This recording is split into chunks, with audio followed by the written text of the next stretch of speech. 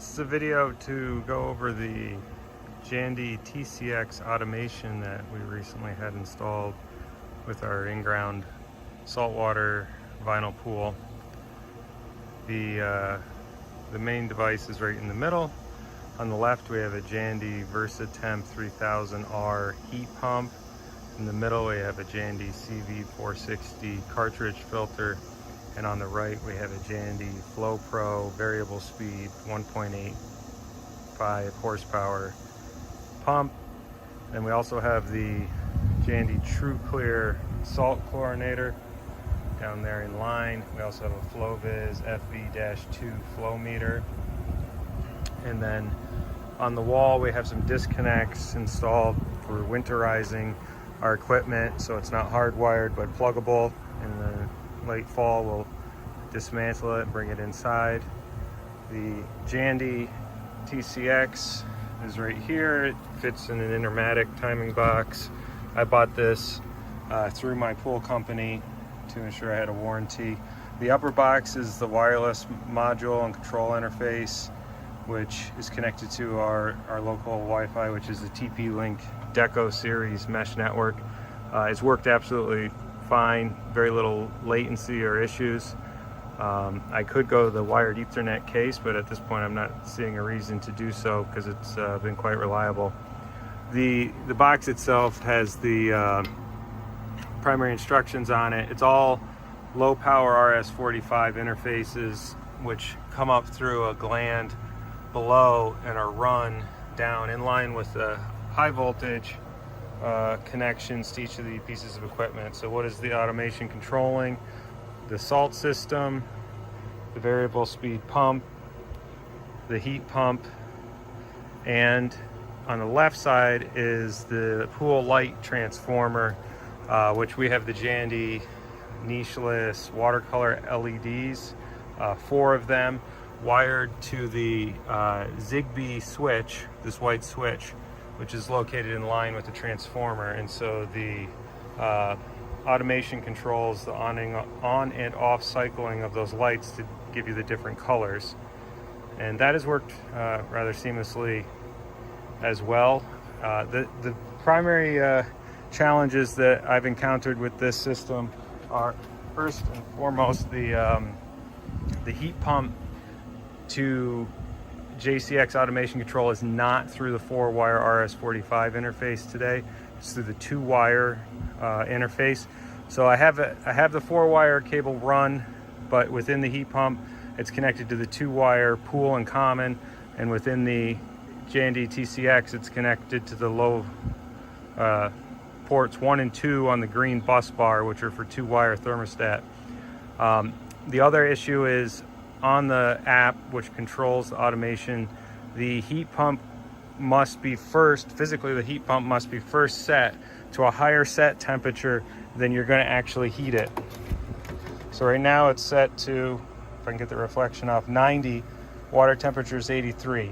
So therefore on the app I can set the pool heater temperature anywhere up to 90 degrees. But if I was to set it above it, it does not change the temperature set point on the heat pump today. I don't know if it's a bug or an issue with the interface, but the app does say the heat pump will be controllable by the 4-wire RS-45 with a future update. I have no idea when that'll happen. It's functional today. You just set the set point on the heat pump above what you plan to heat the pool to, and then the app control heating on off, control over the variable speed pump, all work as you would expect. So that was overcome. I discovered that in the first week and took some troubleshooting and conversations with the local pool company to figure out how to effectively use it. Another part of the system is I have the FlowViz inline flow meter, which helps me dial in the gallons per minute rate through the pool system to be in line with lower power consumption but optimal flow, or not excessive flow. And so the heat pump's optimal throughput is 57 gallons per minute, and minimums are generally 30 gallons per minute. So I actually have it dialed in so when it's heating, it's in the between, let's say, mid 40 gallons per minute, which is a rather low set point on the variable speed pump which is dramatically less electric usage, which was good and useful. And then beyond that, I would comment that the heat pump itself, it produces an excessive amount of water. I just turned it off so I didn't talk over it, but you can see the discharge of condensate coming off of the pad. We had our drain system installed to absorb some of that water as it comes off. This will be covered in decorative stone eventually, and so it won't be as mucky because of the water discharge. But that was a little unexpected. Our prior pool, we had a gas heater, and that wasn't a factor.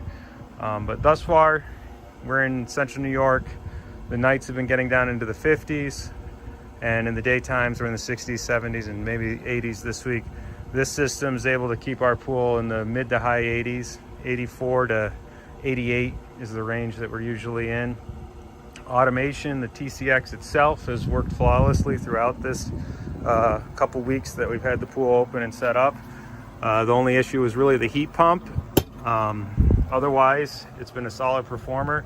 We have a bus line going here with 230 voltage. It goes up into the TCX, connects to the line side of the relay, which powers the box itself, and then we come off that same side and we come down and we go to the switched chlorinator pump. So I have a switch which will allow us to actually just turn off these devices if we're not using automation, or turn it on and then use automation to control them using the low voltage interface.